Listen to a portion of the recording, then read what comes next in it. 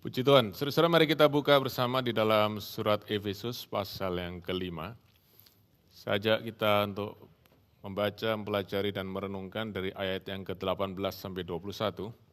Dan hari ini saya akan lanjutkan kembali apa yang kita sudah pelajari beberapa minggu ini tentang pekerjaan Roh Kudus di dalam kehidupan kita. Dan saudara tidak ada lebih indah, kehidupan kita sebagai orang Kristen ketika kita mengalami Tuhan. Kita mengalami kehadiran Tuhan lewat kehadiran Roh Kudus yang diberikan kepada kita semua yang percaya, yang diselamatkan. Kita baca sama-sama ya. Dan janganlah kamu mabuk oleh anggur, karena anggur menimbulkan hawa nafsu. Tetapi hendaklah kamu penuh dengan roh, dan roh adalah Roh Kudus. Ayat 19 sama-sama. Dan berkata-katalah seorang kepada yang lain, dalam mazmur, kidung puji-pujian dan nyanyian rohani. Bernyanyi dan bersoraklah bagi Tuhan dengan segenap hati. Ucaplah syukur senantiasa atas segala sesuatu dalam nama Tuhan kita Yesus Kristus kepada Allah dan Bapa kita. Dan rendahkanlah dirimu seorang kepada yang lain di dalam takut akan Kristus. Saudara, kalau saudara membaca surat Efesus, maka 3 pasal yang pertama itu berisi tentang pengajaran yang doktrinal ya, suatu yang berisi tentang dasar daripada iman kita dan bagaimana kita semua mendapatkan keselamatan di dalam Yesus yang bukan karena pekerjaan kita, bukan karena usaha kita, dan itu saudaraku disimpulkan di dalam Efesus pasal 2, 8 sampai dengan 9. Sebab karena kasih karunia kamu diselamatkan oleh iman, itu bukan hasil usahamu, itu bukan hasil pekerjaanmu, jangan ada orang yang memegahkan diri, itu pemberian Allah. Ya, saudara-saudara. Tetapi Rasul Paulus tidak berhenti di situ. Rasul Paulus tidak hanya berkata, ya kamu sudah diselamatkan and that's it. No, ya. Tetapi setelah engkau diselamatkan, apa yang harus terjadi di dalam hidupmu? Bagaimana kamu hidup sebagai orang yang sudah diselamatkan? Di dalam pasal yang keempat khususnya, saudara bisa melihat bagaimana Rasul Paulus mengajarkan cara hidup kita sebagai anak-anak Tuhan, yaitu menanggalkan hidup yang lama dan mengenakan hidup yang baru. Jadi itu bicara tentang perubahan hidup, bahkan bicara tentang pertobatan. Pertobatan itu bukan hanya berhenti melakukan dosa, tetapi saudaraku pertobatan itu juga melakukan yang berlawanan dengan dosa itu. Oke? Ya, contohnya Rasul Paulus berkata, kalau dulu orang mencuri, sekarang jangan mencuri lagi, stop, tidak. Tapi sekarang dia bekerja dan hasilnya dia berikan kepada orang lain. Kalau dulu orang lain yang kerja, hasilnya dia curi. Sekarang dia yang kerja, dia bagikan kepada orang lain. Itu saudaraku perubahan yang Rasul Paulus sampaikan. Dan dia memakai ilustrasi seperti seorang yang mengenakan pakaian. Tanggalkan yang lama dan kenakan yang baru. Nah, kemudian saudaraku masuk pasal yang kelima. Di bagian akhir di pasal kelima itu, Rasul Paulus memberikan kontras antara kehidupan yang lama dan kehidupan yang baru. Ya, salah satunya dia berkata, hiduplah sebagai orang yang bijaksana, jangan seperti orang yang bodoh. Ya, hiduplah kalau bijaksana, apa orang yang bijaksana? Saudara, orang yang mengenal kehendak Tuhan. Dan, saudara, ada satu ayat yang saya percaya menjadi kunci daripada semua pengajaran Rasul Paulus tentang cara hidup orang Kristen, cara hidup anak-anak Tuhan, yaitu di ayat 18. Yaitu apa? Hendaklah kamu penuh dengan Roh Kudus. Sebab saudaraku, tanpa Roh Kudus kita tidak bisa melakukan satu pun daripada kehendak Allah di dalam kehidupan kita. Karena itu, saudaraku, Efesus pasal 5, 18 adalah kunci dari semua yang Rasul Paulus ajarkan, dari pasal yang keempat sampai pasal yang keenam. Ini sentralnya, ini senternya, ini pusatnya. Dan karena itu kita harus sungguh-sungguh mengalami itu di dalam kehidupan kita. Nah, saudara-saudara, karena itu setiap kita semua, Allah ingin kita menjadi orang-orang yang penuh dengan Roh Kudus. Dipenuhi dengan Roh Kudus. Ini saudaraku bukan bicara soal ini orang Pentakosta, saudaraku atau orang karismatik, tapi setiap orang Kristen harus dipenuhi dengan Roh Kudus. Sebab kalau tidak, kita akan dipenuhi dengan yang lain, saudaraku, yang membuat kehidupan kita tidak bisa sejalan dengan firman Tuhan dan kehendak Tuhan. Dipenuhi Roh Kudus adalah, saudaraku, sesuatu yang kita alami sebagai orang Kristen setiap hari. Dan kata saudaraku be filled itu, saudaraku, mengandung arti continuously, present continuously. Sesuatu yang terus menerus. Saudaraku, ada beberapa terjemahan yang detail sekali berkata gini, be being filled. Be being filled. Saudaraku, itu artinya sesuatu yang terus menerus terjadi. Jadi saudara bukan begini ya, penuh, lalu setengah penuh, seperempat penuh, penuh lagi, kosong. Enggak, tapi terus menerus penuh. Dan itu yang menjadi kehendak Tuhan buat kita semua. Nah, saya ingin saudaraku sekali lagi memberikan penjelasan kepada saudara semua. Untuk kita mengerti ayat firman Tuhan dan kita mengerti aplikasi dalam kehidupan kita. Karena kita harus tahu satu hal, kita harus sekali lagi mengerti bahwa Roh Kudus adalah seorang pribadi. Dia bukan sebuah benda. Apalagi saudaraku, dia itu seperti cairan. Dia itu bukan air, dia bukan minyak, bukan yang lain. Dia itu pribadi.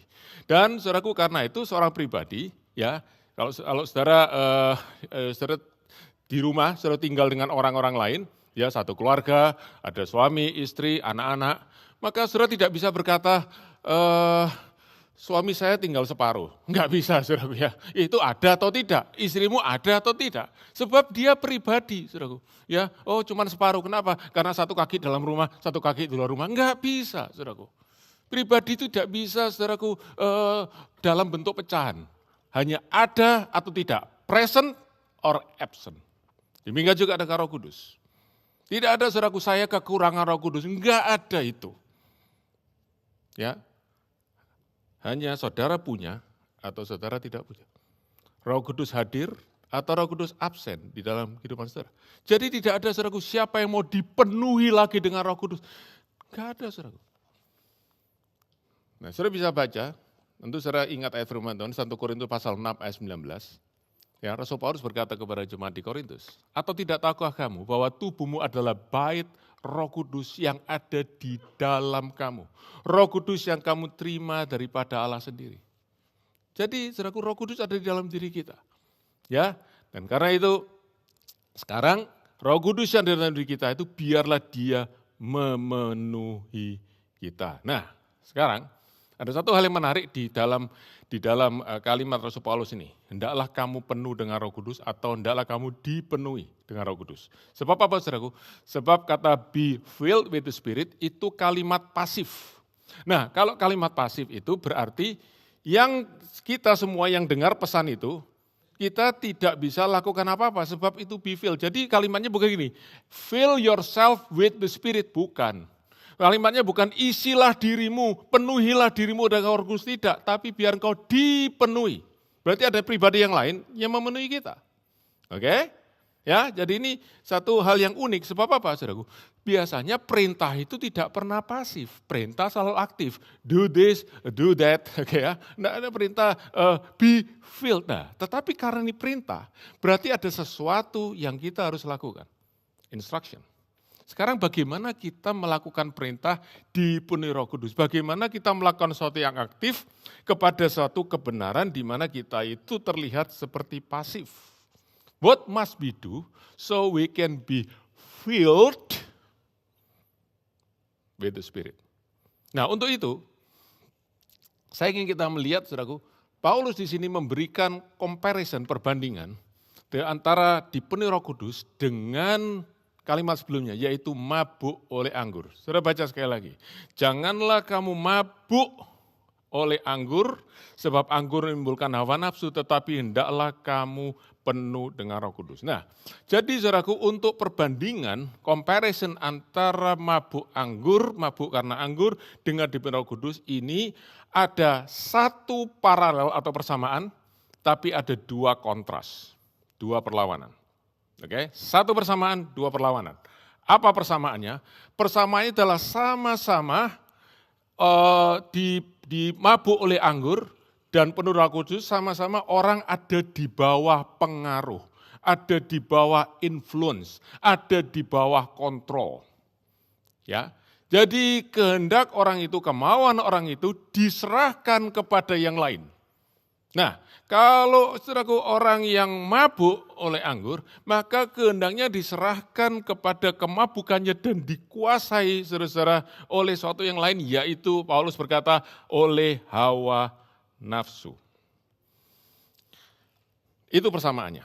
Perbedaannya ada dua. Satu adalah bagaimana cara orang itu dikuasai oleh yang lain itu. Kalau orang dikuasai oleh anggur, orang mabuk oleh anggur, maka orang itu dikuasai dengan cara di mana dia tidak sadar. Tidak sadar bukan berarti pingsan ya, unconscious, tapi dia tidak punya pikiran yang clear, tidak punya pikiran yang sadar. Sedangkan kalau orang yang dikuasai Roh Kudus, maka pikirannya sadar, bahkan dia makin sadar daripada sebelumnya. Makin sadar tentang apa? Nanti kita lihat setelah ini. Itu yang pertama perbedaannya, itu kontras. Yang kedua adalah efeknya. Saudara Rasul Paulus berkata, kalau engkau dikuasai anggur, engkau mabuk oleh anggur, engkau dalam kemabukan, maka hidupmu akan menunjukkan hawa nafsu. Hidupmu akan menunjukkan hal-hal yang cemar, hal-hal yang buruk, hal-hal yang memalukan, dan hal-hal yang membinasakan. Tetapi kalau engkau dipenuhi Roh Kudus, hidupmu akan penuh dengan kemuliaan Tuhan. Yang itu dia nanti saudaraku sampaikan di ayat 19 sampai 21. Ya, hidup akan menunjukkan hal-hal yang baik, hal-hal yang mulia, hal yang sesuai dengan firman Tuhan. Nah, sekarang saya ingin lihat sedikit saudaraku, ya, supaya saudara kita semua mengerti. Bagaimana anggur itu bisa membuat orang itu melakukan sesuatu yang penuh dengan hawa nafsu. Saudara-saudara, anggur dan khususnya satu komponen daripada anggur yang namanya alkohol itu, yang terkandung dalam anggur itu, adalah satu zat yang menurunkan kesadaran kita. Dan karena itu dalam bahasa Inggris, orang yang mabuk disebut intoxication. Sudah pernah baca tulisan itu ya? Intoxication. Satu hal yang sangat-sangat berbahaya, saudara-saudara. Sebab apa? Waktu orang itu intoxicated, maka dia tidak lagi bisa menguasai dirinya. He lose control of himself. Kenapa begitu? Karena alkohol yang sudah terserap di dalam darahnya dalam jumlah yang kadar yang tinggi, itu saudaraku melakukan namanya suppression atau depression, menekan. Apa yang ditekan? Dua hal. Nomor satu, alkohol itu menekan namanya inhibition. Inhibit itu saudaraku artinya mencegah. Jadi di dalam diri kita, saudara semua, akal pikiran kita ya, yang sober, yang sadar, kita itu punya satu hal di dalam diri kita yang seperti kalau saya bilang rem, inhibit. Jadi saudaraku waktu kita mau lakukan sesuatu, kita mikir dulu, jangan, ini berbahaya. Ini jangan, ini tidak sopan. Ini jangan, ini memalukan. Ini jangan, nanti akibatnya ada baik. Ada sesuatu yang ngerem kita, itu namanya inhibition. Nah, tetapi waktu anggur itu menguasai kita jadi mabuk, itu inhibition ditekan sehingga tidak lagi bekerja. Jadi kita mau apa saja, nggak ada remnya, blong, saudaraku ya. Do whatever you like to do. Yang kedua, anggur itu mendistorsi judgment kita, penilaian kita. Kita tidak bisa lagi menilai mana yang baik, mana yang tidak baik, mana yang bagus, mana yang jelek, mana yang sopan, mana yang tidak, saudaraku, mana yang berguna buat kita, mana yang merusak diri kita, sudah tidak bisa lagi. Karena itu saudaraku, orang yang mabuk anggur, maka mereka bisa melakukan dan mengalami hal-hal yang bahkan memalukan dirinya. Kalau nanti dia sadar, diceritain dan dia lihat saudaraku, dia berkata, ampun. How could I do that? Tentu saudaraku dia tidak mau lakukan dalam pikiran sadar, tapi karena inhibition drop, judgment-nya drop karena alkohol, itu yang terjadi. Sebabnya Rasul Paulus berkata, itu menimbulkan hawa nafsu yang merusak hidupmu. Karena itu saudaraku, tidak ada orang yang mabuk lalu dia berdoa. Tidak ada orang mabuk lalu menyembah Tuhan, enggak ada. Tapi saudaraku swearing ya, melakukan hal-hal yang bahkan saudaraku mungkin bisa pukul orang, saudara-saudara ya. Yang lain sebagainya, di mana dia benar-benar lepas kendali. Losing control. Nah saudara-saudara, secara khusus Paulus itu berkata ini ya, mabuk anggur ini. Karena dia, banyak penafsir Alkitab berkata, dia sebenarnya merefer kepada orang-orang di gereja Efesus itu, yang dulu hidup mereka yang lama, itu mereka menyembah satu dewa namanya Dewa Dionysius. Dewa Dionysius adalah dewa anggur, the god of wine. Dan cara mereka menyembah adalah dengan mereka minum anggur yang banyak sampai mereka itu mabuk. Dan mereka lalu mengalami namanya ecstatic condition ya, ekstasi. Saudara tahu, ekstasi itu satu yang wah seperti high begitu ya, atau fly begitu. Dan waktu itu mereka percaya, waktu mereka mengalami ekstasi itu, disitulah mereka mendapatkan, kalau istilah kita saudara orang karismatik, divine encounter. Ya, mendapatkan perjumpaan ilahi dengan Dewa Dionysius. Mereka mengalami spiritual experience. Karena itu mereka mabuk sebagai bagian dari worship mereka kepada Dewa Dionysius. Tapi apa yang terjadi saudaraku? Yang terjadi bukan penyembahan, bukan pengalaman ilahi, tapi kemerosotan moral. Yang terjadi dalam mereka justru melakukan hal-hal yang di luar batas-batas moral sehingga hidup mereka jadi rusak, keluarga mereka jadi rusak, hubungan mereka jadi rusak, saudaraku. Karena kemabukan ini. Ya. Paulus berkata hati-hati, sebab itu menimbulkan hawa nafsu. Bahasa Inggrisnya debauchery. Debauchery itu dari bahasa Yunani asotia. Ya, dari dua kata a, sotia, oke. A itu artinya tidak ada, ya, itu lawannya. Sotia itu dari kata dasar zozo atau soteria, artinya selamat. Jadi, asotia artinya tidak selamat, unsafe atau not saved. Itulah akibat daripada orang yang mabuk.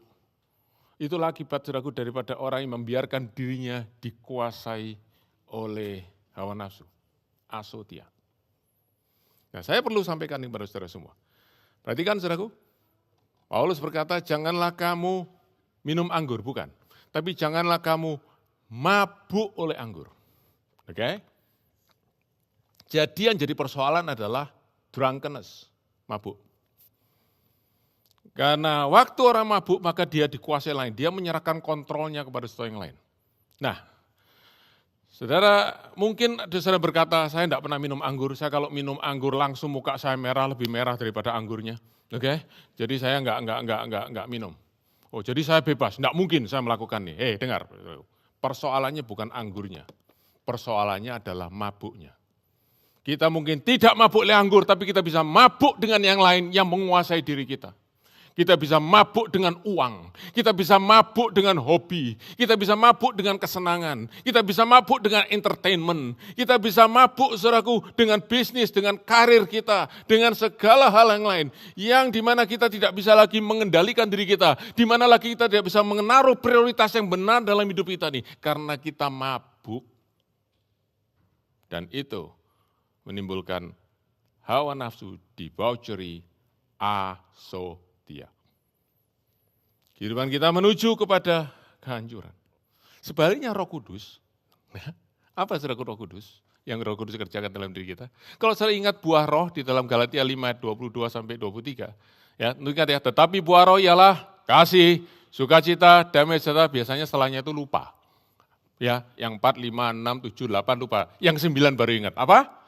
Penguasaan diri, self control, ya. Jadi Roh Kudus, saudara, ternyata memberi kepada kita self control, memberi kepada kita penguasaan diri sehingga kita bisa menguasai untuk tidak melakukan yang jahat, tidak melakukan dosa dan melakukan yang kudus, melakukan yang benar. Ya, saudara, itu sebabnya sesuatu yang kita harus perhatikan, itulah pekerjaan Roh Kudus di dalam diri kita. Membuat kita makin bisa menguasai diri untuk melakukan yang benar menjadi kehendak Tuhan. 2 Timotius 1 ayat yang ke-7. Rasul Paulus berkata, saudaraku, kepada Timotius, sebab Allah memberikan kepada kita bukan roh ketakutan, melainkan roh yang membangkitkan kekuatan, kasih, dan ketertiban. Ya, saudaraku, di dalam bahasa Inggris saya pakai NIV, self-control. Waktu roh kita dikuasai oleh Roh Kudus, saudara, maka kita menjadi orang yang bisa menguasai diri.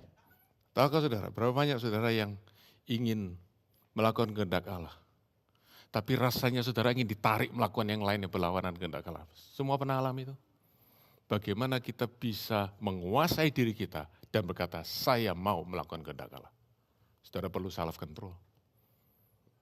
Dan dari mana self control datang? Roh Kudus.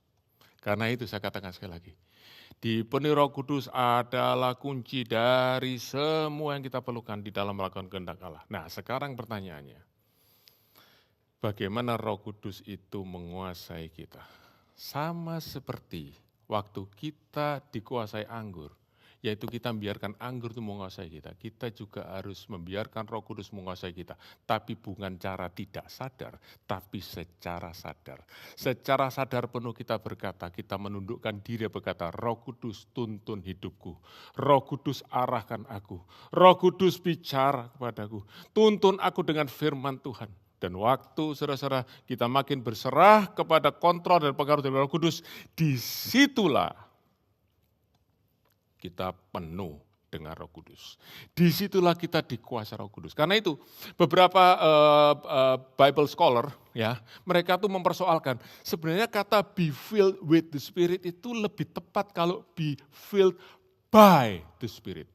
Bukan dipenuhi dengan Roh Kudus, tapi dipenuhi oleh Roh Kudus. Artinya Roh Kudus yang memenuhi kita, menguasai, mengontrol kehidupan kita, mengarahkan kehidupan kita, dan pasti Dia mengarahkan kita kepada kebenaran, kepada kehendak Allah.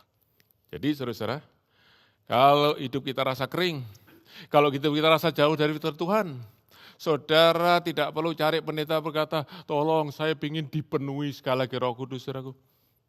Kalau saudara sudah percaya pada Tuhan Yesus, saudara sudah sungguh-sungguh dalam Tuhan, saudara sudah punya Roh Kudus. Yang saudara perlukan bukan refill, yang saudara perlukan adalah repent. Bertobat dari hidup yang maunya sendiri, keinginan sendiri. Sekarang mau belajar berserah dan tunduk kepada Roh Kudus. Nah, jadi saudaraku, alkohol anggur itu menekan kesadaran kita. Roh Kudus meningkatkan kesadaran kita. Meningkatkan kesadaran kita akan Tuhan. Meningkatkan kesadaran kita akan kebenaran firman Tuhan. Meningkatkan kesadaran kita akan kehendak Tuhan yang indah rencana Tuhan. Semakin kita sadar akan itu, semakin kita suka mengikuti kehendak Tuhan di dalam hidup kita sehari. Itulah pekerjaan Roh Kudus, saudara-saudara. Dan karena itu, Rasul Paulus kemudian menunjukkan ada 4 hal yang menjadi karakteristik orang yang penuh dengan Roh Kudus. Yang kita sering sebut, saudaraku, istilahnya spirit filled. Dan saya ingin beritahu kepada saudara, setiap orang Kristen harus spirit filled. Bukan hanya orang Pentakosta atau karismatik sekali lagi. Every Christian must be spirit filled. Sebab kalau kita tidak spirit filled, saudaraku, kita tidak dipenuhi Roh Kudus. Kita akan dipenuhi roh yang lain. Kita akan dipenuhi oleh roh-roh daripada dunia ini yang membawa kita kepada kehancuran. Nah, apa saudaraku 4 karakteristik orang dipenuhi Roh Kudus? 4 itu ya. Kita lihat saudaraku ayat 19 sampai 21.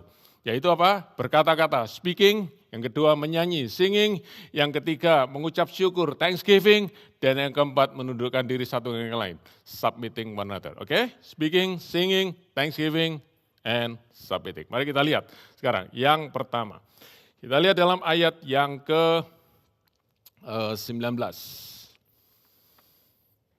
Dan berkata-katalah seorang kepada yang lain dalam mazmur, kidung, pujian, nyanyian rohani, bernyanyi dan bersoraklah bagi Tuhan. Nah, nomor 1 saudaraku, berkata-kata seorang kepada yang lain, dan apa yang diperkatakan? Mazmur, kidung pujian, hymns bahasa Inggrisnya, dan nyanyian rohani. Mazmur itu adalah bicara tentang kitab Mazmur yang ada di Alkitab kita ini. Jadi orang-orang Kristen khususnya orang-orang Yahudi yang ada di jemaat Efesus itu mereka tahu pasti sebab mereka sudah kenal kitab Mazmur itu dari dulu, saudaraku, bahkan sebelum mereka kenal Tuhan Yesus. Jadi itu, ya. Jadi itu firman Tuhan. Yang kedua, hymns. Hymns apa? Nyanyian yang dikarang sesuai dengan firman Tuhan. Jadi bukan semata-mata dari Mazmur itu, tetapi nyanyian yang diinspirasi oleh firman Tuhan. Itu kidung pujian, yaitu nyanyian pengagungan buat Tuhan. Hymns, ya, bahasa Indonesia himne. Okay. Yang ketiga adalah nyanyian rohani. Apa nyanyian rohani? Adalah nyanyian yang rohani, spiritual song, berarti yang diinspirasi oleh Roh Kudus dan pasti yang diinspirasi Roh Kudus itu sesuai dengan firman Tuhan. Jadi saudaraku, apa yang kita perkatakan satu sama lain, semuanya adalah firman Tuhan. Dan ini kerinduan saya yang sangat besar, saudaraku. Jemaat BSI Melbourne suka berkata-kata seorang kepada yang lain dengan firman Tuhan. Dan orang yang penuh dengan Roh Kudus, spirit-filled people, they love to talk about gospel, not gossip. Saya ingin kalau selesai kebaktian itu, saudara-saudara. Saudara ketemu saudara fellowship ya, sana di Hoyer ya, di cafe. Itu ingin saudaraku dengar ada pembicaraan tentang firman Tuhan. Tidak selesai kebaktian langsung, nanti makan di mana? Oke. nanti kita kemana habis ini? Shopping, ini ada sale ini ya, oke. Nanti holiday di mana? Saudaraku, kalau kita seperti itu, berarti kita bukan spirit filled, kita restoran filled. Kita holiday filled. Oke? Kita pleasure filled. Not spirit filled. Sebab apa? Sebab apa? Apa yang keluar dari mulut kita itu meluap dari hati. Berarti hati kita isinya itu. Kalau orang hatinya penuh dengan Roh Kudus, yang keluar itu firman Tuhan. Oke? Itu yang pertama. Kemudian dikatakan begini, bernyanyi dan bersoralah bagi Tuhan. Bahasa Inggrisnya bukan singing and shouting to the Lord, tapi singing and making melody. Ya, melodi itu serta musik ya, nada. Jadi, saudara, Paulus berkata begini, kamu nyanyi dengan melodi. Apa yang dikasih melodi? Tadi itu, Mazmur, hidung pujian, nyanyian rohani. Oke? Jadi saudaraku, isi 3 ini apa? Semua adalah firman Tuhan. Jadi firman Tuhan ditambah nada, firman Tuhan ditambah lagu jadi nyanyian. Word and music equals songs. Karena itu lalu kita singing. Dan saudara-saudara, terima kasih Tuhan untuk musik. Terima kasih Tuhan. Nah saudaraku, ada pertanyaan. Loh, kenapa kok harus nyanyi? Kenapa enggak perkatakan firman Tuhan saja kan cukup? Betul saudaraku, yang penting itu firman Tuhan. Jadi kalau saudara ingat lagu apapun, dengar baik-baik. Yang paling penting itu isinya, kata-katanya, bukan nadanya. Ya. Yang penting itu kata-katanya. Jadi kalau kata-katanya itu saudaraku harus banyak memuliakan Tuhan. Dan harus ada maknanya. Jadi kalau lagu banyak O-nya saudaraku, itu enggak ada meaning-nya. Jadi kita bisa saja memperkatakan firman Tuhan, bacain firman Tuhan terus, bisa. Tetapi puji Tuhan ada namanya nada, ada namanya lagu, ada namanya musik. Sebab apa saudaraku? Ada 2 hal yang saya ingin kutip dari Bob Kauflin. Ya. Dia berkata ini, music has to serve the word. Jadi musik itu yang harus musik itu melayani firman Tuhan. Bukan mendominasi. Jadi yang penting itu firman Tuhannya, kata-katanya. Tetapi kenapa kalau kata-kata itu ditambah musik jadi lebih baik? 2 hal. Nomor 1, musik atau nada itu membantu kita mengingat kata-kata itu. Membantu kita lebih mudah mengingat kata-kata itu. Saudara mungkin tanya, gimana sih? Gimana sih saya enggak ngerti? Oh, saya kasih contoh sederhana. Kenapa anak kecil kalau mau hafal alfabet daripada E, B, C, kenapa kok E, B, C, D, E, F, G? Ayo, lebih cepat mana? Yang diajari pakai lagu itu diajari E, B, C, D, E. Pasti lebih cepat pakai lagu. Oke ya? Berapa banyak saudara hafal kitab perjanjian baru 27 kitab? Siapa yang hafal? Puji Tuhan, sedikit saya hafal. Dari umur 7 tahun saya hafal. Kenapa? Bukan karena saya ngafalin luar kepala, diulang-ulang, enggak. Diajarin oleh guru sekolah minggu saya lagu. Karena saya hafal sampai hari ini lagunya. Matius, Markus, Lukas, Kisah Rasul ya. Matius, Markus, Lukas, Yohanes, Kisah Rasul, Roma, 1 Korintus, 2 Korintus, Galatia, Efesus, Filipi, Kolose, 1 Tesalonika, 2 Tesalonika, 1 dan 2 Timotius, Titus, Filemon, Ibrani, Yakobus, 1, 2 Petrus, 1, 2, 3 Yohanes, Yudas, Wahyu. Tapi saya tidak pernah ngapalin, Matius, Markus, enggak, nyanyi tadi itu. Ya, saudara-saudara, itu. Musik itu membantu kita nyanyi. Karena itu, saudara-saudara, kalau saudara sudah hafal lagunya dengan musik itu, hayati nyanyian itu. Sebab apa? Lewat musik itu yang kedua, selain memudahkan untuk mengingat kata-kata, dia membawa kita lebih connected dengan kata-kata itu. Jiwa kita lebih merasakan, not just understand the word, but feel the word. Tapi harus understand dulu. Ya, itu saudaraku. Itu saudaraku, kenapa saudaraku nyanyian itu dan kitab Mazmur saudaraku itu penuh dengan nyanyian. Karena itu sebenarnya kalau kita tuh baca kitab Mazmur, sebenarnya bukan kitab Mazmur itu bukan untuk dibaca, tapi untuk dinyanyikan. Berapa banyak saudara yang hafal ayat ini? Mazmur 104 ayat 33-34. Tidak boleh lihat, jujur. Siapa yang hafal? Tidak ada toh? Tapi kasih tahu sebenarnya banyak saudara itu hafal. Cuma saudara nggak tahu. Coba buka. Aku hendak menyanyi bagi Tuhan selama aku hidup. Aku hendak bermasmur bagi Allahku selagi aku ada. Biarlah renunganku manis kedengaran kepadanya. Aku hendak bersukacita karena Tuhan. Nah, siapa yang nggak hafal? Sedikit, banyak kan saudara hafal. Tapi bukan karena saudara ngafalin. Tapi karena saudara menyanyi. Haleluya. Ya Tuhanku, aku hendak bernyanyi bagimu selama ku hidup. Ya Allahku, aku hendak bermasmur bagimu selagi ku ada. Inilah yang ku renungkan setiap waktu. Nyanyian pujian dan pengagungan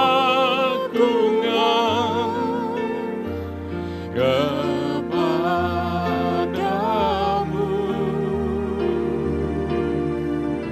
Biarlah manis kau dengar, Tuhan, manis kau dengar, Tuhan, dan hatiku bersuka.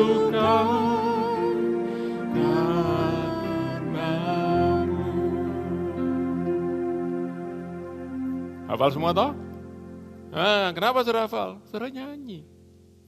Ya, dan bukan hanya hafal, kita lebih bisa menghayati, kita lebih bisa merasakan. Oke? Thank God for music. Haleluya. Thank God for a melody. Karena itu, saudaraku, Rasul Paulus berkata, nyanyi bagi Tuhan from your heart, dari hatimu. Jangan sampai kita, saudaraku, mengalami seperti yang Tuhan Yesus katakan kepada orang-orang Farisi. Bangsa ini memuliakan aku dengan bibirnya, tapi hatinya menjauh daripadaku. Saudara-saudara mengerti, understand every song that we sing and mean what we sing. Sungguh-sungguh pastikan kita nyanyikan dengan sungguh-sungguh. Dan itu adalah pekerjaan Roh Kudus. Bagaimana sih Roh Kudus itu membuat orang yang dipenuhi Roh Kudus menyanyi? Tidak dengan tiba-tiba menggerakkan bibirnya. Tidak. Tapi dengan menunjukkan objek daripada nyanyian itu. Dengan menunjukkan Allah yang dinyanyikan itu. Kemuliaan Tuhan, kasih-Nya, kebesarannya, kemurahannya, karunia-Nya. Lalu waktu kita melihat yang indah, hati kita tidak tahan, mengalir, meluap. Sebab apa yang keluar dari mulut itu meluap dari hati. Hati kita meluap dengan keindahan Tuhan.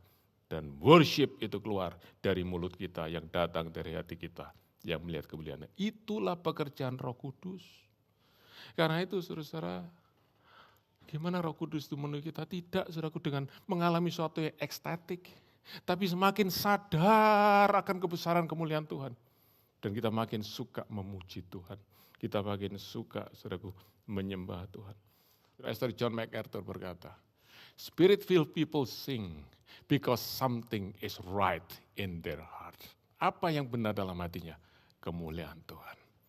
Saudara-saudara, kalau saudara menyanyi, saya harus berkata pada saudara ya. Saya masih melihat beberapa orang kalau menyanyi waktu saudaraku sesi presiden worship, ada yang nggak mau nyanyi? Tangannya masukin kantong, saudaraku ya. Kadang tangannya dilipat begini, saudaraku. Saya ini katakan mulai hari ini, don't fold your hands, raise your hands, okay? And praising God. Haleluya. Sebab semakin kita muji Tuhan, semakin kita alami kepenuhan Roh Kudus itu yang menunjukkan God is glorious. Tahukah saudara, kalau saudara baca Alkitab Wahyu, apa yang paling banyak saudaraku activity yang dilakukan di surga? Namanya worship.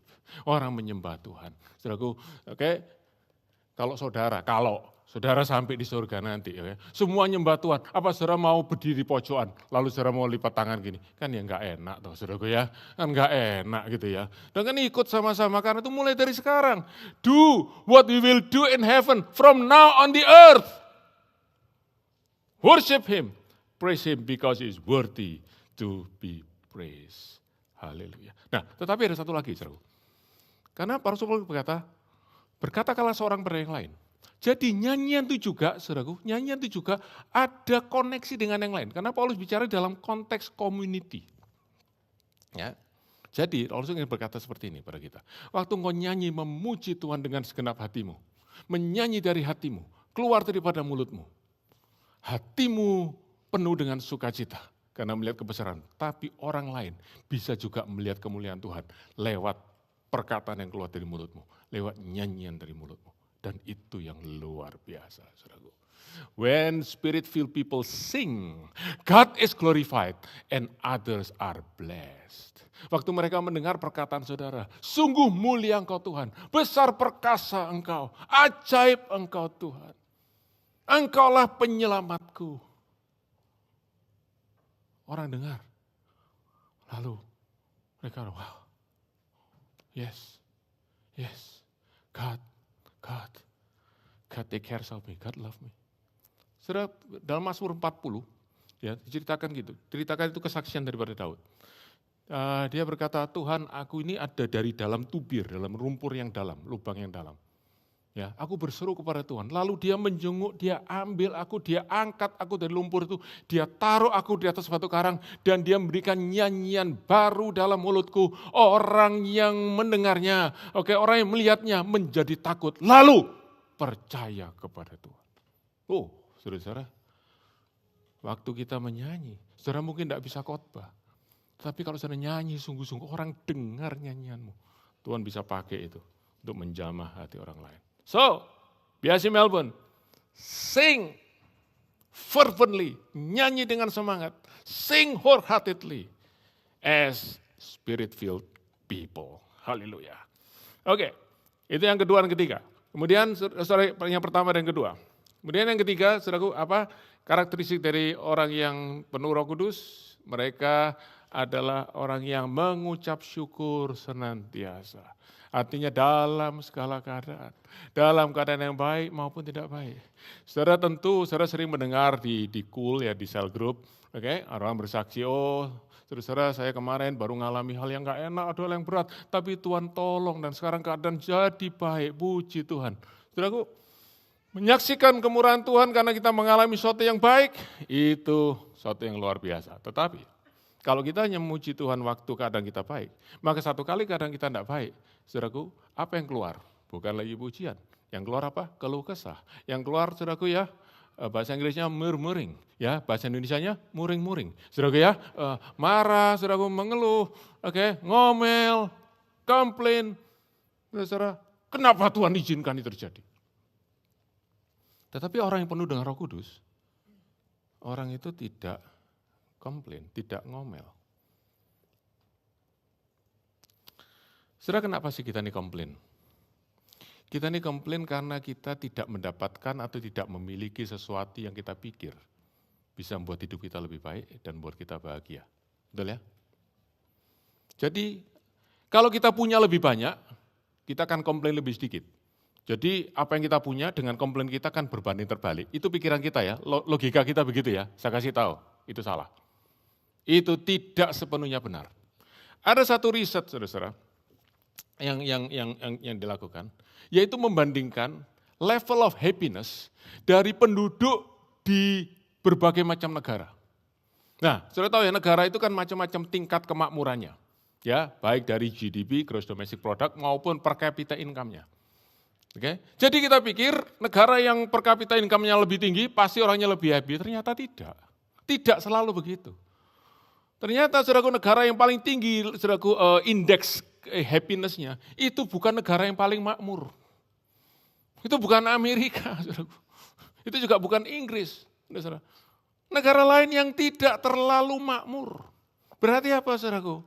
Punya lebih banyak, tidak selalu membuat lebih happy dan mengurangi komplain. Dan disinilah kita mesti tahu, Roh Kudus itu bekerja dalam diri kita. Sehingga terus ada pengucapan syukur dalam diri kita. Saudaraku, di dalam keadaan yang menyesakkan sekalipun. Saudaraku, ingat saudaraku apa yang terjadi dengan Ayub. Waktu dia saudaraku 1 hari habis semua saudaraku yang dia punya, anaknya 10 mati. Apa yang dia lakukan?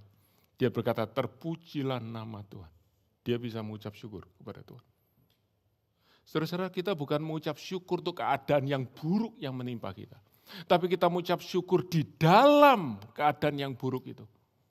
Kita tak berkata, Tuhan terima kasih, Tuhan engkau baik. Kenapa bisa begitu?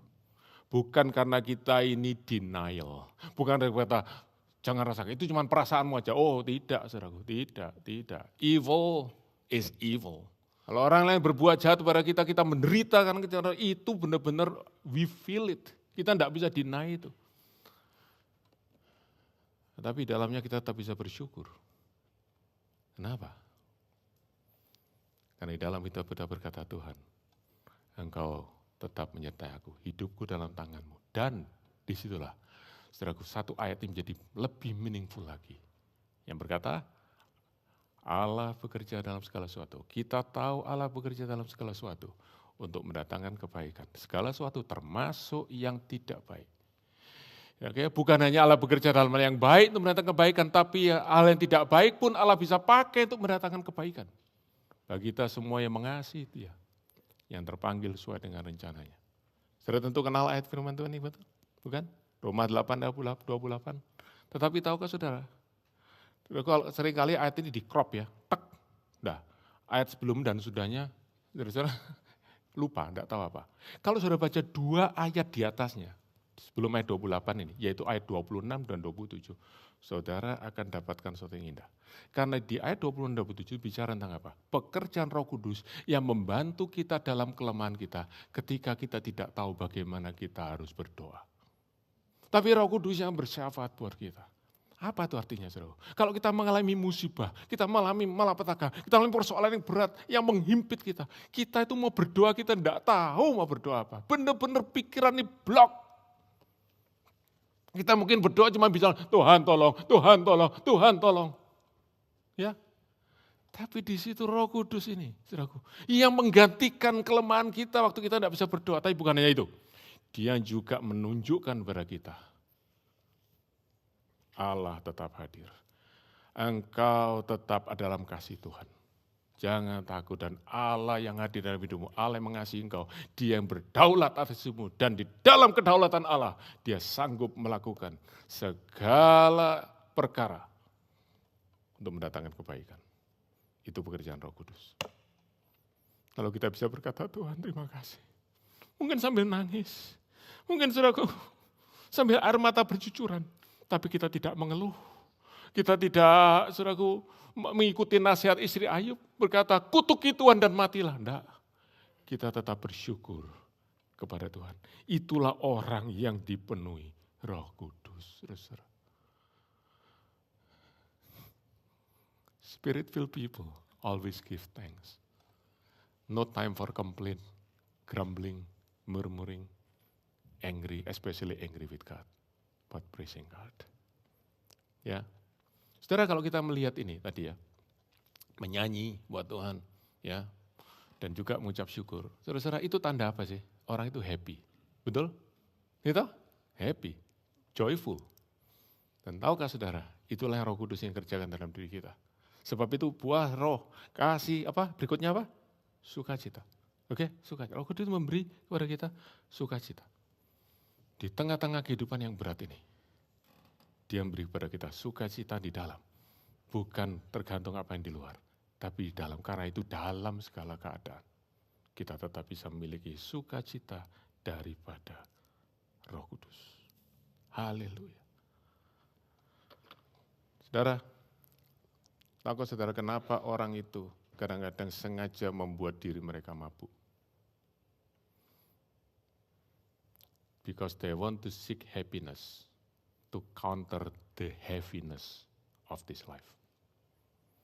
Mereka mendapatkan sedikit kebahagiaan karena mereka ingin lepas daripada kehidupan yang berat. Orang bayar mahal sekali saudara, untuk mencari kebahagiaan hari ini, saudaraku. komoditi yang lebih mahal daripada emas. Itu namanya joy and happiness. Orang bayar mahal. Dan orang, kalau saudaraku sudah putus asa, tidak bisa dapat, mereka bilang, aku sedikit mau lupa dan sedikit mau rasakan kebahagiaan. Minum anggur. Mabuk sedikit rasa bahagia, tapi setelah itu sadar, nangis lagi. Tetapi Rasul Paulus berkata, engkau yang ada Roh Kudus dalam dirimu, engkau yang memiliki Roh Kudus dalam dirimu, engkau harusnya punya sukacita. Dan dia berkata, Roma pasal 14 ayat 17, sebab kerajaan surga bukan soal makanan dan minuman, tapi soal kebenaran, damai sejahtera, dan sukacita di dalam Roh Kudus. Dan bagaimana sukacita dalam Roh Kudus, saya sudah jelaskan tadi. Waktu kita melihat kemuliaan Tuhan. Sukacita Roh Kudus bukan orang gak sadar bisa ketawa sendiri, saudaraku. No. That's not the joy that the Holy Spirit, which I believe, written in the Bible. Tapi waktu, saudaraku, kita bisa berkata, persoalanku berat, persoalanku besar, tapi Tuhanku lebih besar. Aku yakin Tuhanku lebih besar dan benar-benar keyakinan dari dalam. Kita bisa menyanyi, tidak ada keluh kesah, tidak ada saudaraku mengomel, tidak ada menggerutu, tidak ada marah-marah. Kenapa? Karena kita terus-menerus melihat Tuhan itu baik, Tuhan itu baik, Tuhan itu baik. Siapa yang beritahu pada kita itu? Roh Kudus yang menghidupkan firman Tuhan itu dalam hati kita. Bagian terakhir. Yang keempat, apa saudaraku? Submit one another. Ya, mendudukkan diri satu dengan yang lain. Apa artinya? Ini adalah ekspresi daripada humility, kerendahan hati. Roh Kudus itu merubah karakter kita. Jadi orang yang rendah hati, seperti Tuhan Yesus. Dan waktu kita rendah hati, saudaraku, maka kita tidak taruh diri kita di atas orang lain, tapi kita mengutamakan orang lain lebih daripada diri kita. Kita tidak menuntut orang lain memenuhi kesenangan kita, memenuhi keinginan kita, tapi kita belajar untuk melayani kebutuhan orang lain. Itu sebabnya Rasul Paulus berkata di dalam Filipi pasal 2 ayat 2-4, ya, jangan kita mencari kepujian yang sia-sia, oke? Atau kepentingan diri kita, tapi hendaklah seorang menganggap yang lain lebih utama dan memikirkan kepentingan orang lain. Oh, saudaraku, betapa indahnya kalau semua kita, saudaraku, di gereja ini, kita satu sama lain tidak berkata, saya pingin ini dan kamu harus penuhi keinginan saya. Tetapi saudaraku, kita saling tolong menolong, kita berkata, what can I do for you, how can I serve you? Sebab apa? Tuhan Yesus sudah memberi contoh. Dia, saudaraku, yang maha mulia, yang maha tinggi. Tidak menganggap kesetaraan dengan Allah sebagai milik mereka, bahkan mengosongkan dirinya. Mengambil rupa seorang manusia, bahkan menempatkan dirinya sebagai seorang hamba. Merendahkan diri begitu rupa. Dan hari terakhir sebelum dia naik ke atas kayu salib, malam itu di perjamuan terakhir. Apa yang dia lakukan? Dia mencuci kaki murid-muridnya. Siapa yang harusnya cuci kaki, saudaraku? Budak. Dia taruh dirinya tempat yang paling rendah dari semua murid-muridnya. Padahal dia itu Tuhan. Saudara-saudara, kalau kita melihat pribadi Tuhan Yesus, Roh Kudus hidupkan di dalam diri kita. Kita akan berkata, Tuhan, siapa aku ini? Sehingga aku tidak mau merendahkan diri, sedangkan engkau mau merendahkan dirimu. Haleluya. Haleluya. Saudara-saudara, ini yang saya ingin kita lihat. Bahwa Roh Kudus itu benar-benar mengerjakan perubahan dalam diri kita. Dimulai dari hati kita. Dan waktu hati kita dirubah, seluruh hidup kita berubah. Karakter kita dirubah. Karakter kita dirubah. Makin serupa dengan Kristus. Saudara, ada orang-orang itu yang penakut, tidak confident ya, timid ya. Kalau ketemu orang banyak itu nervous. Dan kadang-kadang apa yang mereka lakukan untuk membuat mereka rasanya lebih confident? Mereka minum alkohol. Ya. Sebab apa? Waktu saya ingat tadi ya, itu saudara menurunkan inhibition. Jadi yang tadinya perasaan mereka atau pikiran mereka, aduh takut. Sekarang saudaraku disupres tuh, tidak takut. Berani saudaraku ngomong berapi-api gitu ya, saudaraku. Seperti singa gitu ya. Tapi setelah selesai, ya, alkoholnya sudah lenyap, pengaruhnya, balik lagi saudaraku jadi timid, balik lagi jadi pengecut. Cuman sementara, tidak bisa melakukan perubahan yang permanen. Dan saudaraku side effect-nya jauh lebih buruk daripada itu. Tapi Roh Kudus bisa mengerjakan perubahan yang permanen. Saudara ingat Rasul Petrus, saudaraku, di perjamuan terakhir, dia berkata kepada Tuhan Yesus, "Hei, Guru, semua yang lain ini pengecut, semua lari tinggalkan kau. Saya tidak akan tinggalkan kau. Masuk penjara, mati pun aku rela bersama dengan kau." Saudaraku, dia berkata seperti itu. Beberapa jam kemudian, dia ketemu dengan seorang gadis kecil, seorang budak. Berkata, "Kamu pengikutnya orang itu." Dia sumpah-sumpah menyangkal Tuhan Yesus 3 kali. Coba saudara-saudara. Keberanian apa itu? Dia mabuk oleh self confidence-nya. Tetapi waktu hari raya Pentakosta, dia dipenuhi Roh Kudus. Dia diubahkan. Karakternya diubahkan. Sekarang saudaraku, dia yang ditangkap oleh imam kepala. Diancam tidak boleh memberitakan nama Yesus. Dia tidak takut. Dia berkata, "Tidak mungkin kami tidak cerita dari apa yang kami lihat sendiri tentang Yesus sebab di bawah kolong langit. Tidak ada nama lain yang olehnya manusia boleh diselamatkan." Dan Kisah Rasul 4 ayat 13 berkata gini, ketika sidang mahkamah itu melihat keberanian Petrus dan Yohanes. Dan itu keberanian yang terus menerus, tidak sesaat lalu setelah itu takut, keberanian terus menerus. Diancam, tidak takut, disiksa, tidak mundur. Mereka takjub. Dari mana keberanian? Dari Roh Kudus. Saudara, itu saya baca ini. Saya kata, Tuhan, aku juga mau diubahkan. Karakter-karakterku yang jelek, aku mau diubahkan Tuhan. Aku mau belajar berserah kepadamu. Kuasai hidupku Roh Kudus. Change me. Supaya aku bisa jadi berkat lebih lagi buat orang lain. Supaya aku bisa memuliakan namamu lebih. Ubah ke Roh Kudus. Saudara semua, Roh Kudus bisa mengubah hati kita. Kalau kita setiap hari mau biarkan dia memenuhi kita, menguasai kita, mengontrol kita, He can change our life.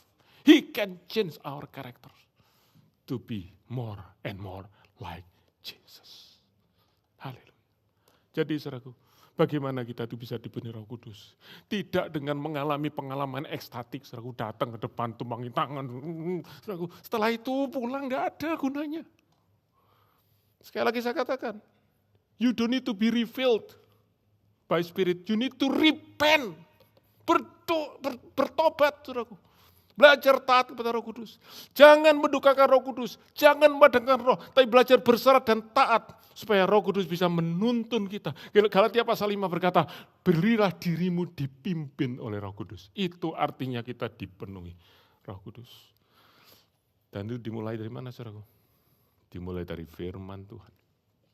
Firman Tuhan. Karena itu sangat tutup, saudaraku. Kalau saudara baca dalam Kolose pasal 3:16.